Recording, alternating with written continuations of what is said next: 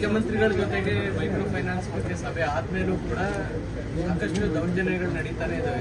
ಅಂದ್ರೆ ಪೊಲೀಸರಿಗೆ ಇನ್ಸ್ಟ್ರಕ್ಷನ್ಸ್ ಆಗಿರ್ಲಿಲ್ವಾ ಅವತ್ತು ಇಲ್ಲ, ಪೊಲೀಸರಿಗೆಲ್ಲ ಒಂದೇನಾಗ್ತದೆ ಅಂತಂದ್ರೆ ಪೊಲೀಸಿಗೆ ಯಾರಾದರೂ ಕಂಪ್ಲೇಂಟ್ ಕೊಡ್ಬೇಕು ಹಿಂಗಾಗಿದೆ ಅಂತ ತಕ್ಷಣ ಅವರು ಆ್ಯಕ್ಟ್ ಮಾಡ್ತಾರೆ. ನಾವು ಅದನ್ನೇ ಅವ್ರಿಗೆ ಇನ್ಸ್ಟ್ರಕ್ಷನ್ ಕೊಟ್ಟಿದ್ವಿ, ಇಮಿಡಿಯೇಟ್ ಆಗಿ ರೆಸ್ಪಾಂಡ್ ಮಾಡಬೇಕು ಅಂತೇಳಿ, ಸುವಮೋಟೋ ತಗೋಬೇಕು ಅಂತೇಳಿ ಮೊನ್ನೆ ಮೀಟಿಂಗ್ ಆದಾಗ ಕೂಡ ತಿಳಿಸಿದ್ದೀವಿ.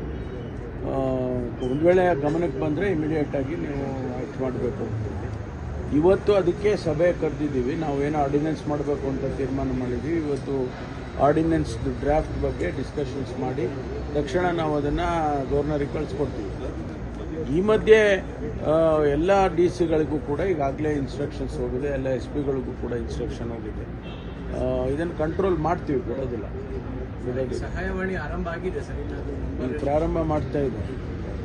ಈಗ ನಮ್ಮ ಡ್ರಾಫ್ಟಲ್ಲಿ ಕೂಡ ಡೆಪ್ಯೂಟಿ ಕಮಿಷನರ್ಸ್ಗೆ ಹೆಚ್ಚು ಪವರ್ ಕೊಡಬೇಕು ಅಂತೇಳಿ ಅದಕ್ಕೆ ಯಾವುದೋ ಒಂದು ವಿಂಗ್ ಮಾಡಬೇಕು ಅನ್ನೋದು ಕೂಡ ನಾವು ಪ್ರಸ್ತಾಪ ಮಾಡಿದ್ದೀವಿ. ಅದನ್ನು ತೀರ್ಮಾನ ಆದಮೇಲೆ ಅದಕ್ಕೆ ಆರ್ಡಿನೆನ್ಸ್ ತರೋದು, ಸೆಷನ್ವರೆಗೂ ವೆಯ್ಟ್ ಮಾಡೋದು ಬೇಡ. ಫೈನಾನ್ಸ್ ಕಂಪ್ನಿ ಪ್ರತಿನಿಧಿಗಳಿಗೂ ಅವತ್ತೇ ವಾರ್ ಮಾಡಿದ್ರು ಮುಖ್ಯಮಂತ್ರಿಗಳು. ಆದರೂ ಈ ಥರದ ಘಟನೆಗಳು ಅವ್ರು ಏನಾಗಿದೆ ಅಂದರೆ ಕೆಲವು ಕಡೆ ಔಟ್ಸೋರ್ಸ್ ಮಾಡಿಬಿಟ್ಟಿದ್ದಾರೆ. ಕಂಪನಿಯವರ ಕಡೆಯಿಂದ ಔಟ್ಸೋರ್ಸ್ ಮಾಡಿ ಅವ್ರೇನು ಮಾಡ್ತಾರೆ ಅಂತಂದರೆ ಹೋಗಿ ಫೋರ್ಸ್ಫುಲ್ಲಾಗಿ ಕೆಲವ್ರನ್ನೆಲ್ಲ ಕರ್ಕೊಂಡೋಗಿ ಗುಂಡಾಗಳ ಥರ ಅವ್ರನ್ನ ವರ್ತನೆ ಮಾಡಿಕೊಂಡು ಮಾಡ್ತಾರೆ.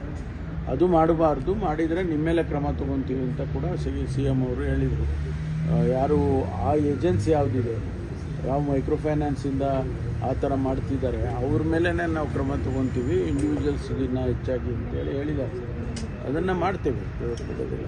ನಾಳೆ ಕ್ಯಾಬಿನೆಟ್ನಲ್ಲಿ ಏನಾದರೂ ಸುಗ್ರೀವಾಜ್ಞೆ ಹೊರಡಿಸ್ತೀರಾ ಸರ್? ಎದುರದ್ದು ಅಲ್ಲ, ಇವತ್ತು ಫೈನಲೈಸ್ ಮಾಡಿದ್ರೆ ನಾಳೆ ನಾವು ಮಾಡ್ತೀವಿ. ಇವತ್ತು ನಾವು ಅದಕ್ಕೆ ಮೀಟಿಂಗ್ ಕರೆದ್ರೆ HK ಪಾಟೀಲ್ರು ಲಾ ಮಿನಿಸ್ಟ್ರಿಗೆ, ಅವ್ರಿಗೆ ಲಾ ಮಿನಿಸ್ಟ್ರು, ರೆವಿನ್ಯೂ ಮಿನಿಸ್ಟ್ರು, ಲಾ ಮಿನಿಸ್ಟ್ರು, ಹೋಮ್ ಮಿನಿಸ್ಟ್ರು 3 ಜನ ಇವತ್ತು ಫೈನಲೈಸ್ ಮಾಡ್ತೀವಿ. ಮಾಡಿದ ಮೇಲೆ ನಾಳೆನೇ ಕ್ಯಾಬಿನೆಟ್ಟಿಗೆ ತಂದು ಫೈನಲೈಸ್ ಮಾಡಬೇಕು.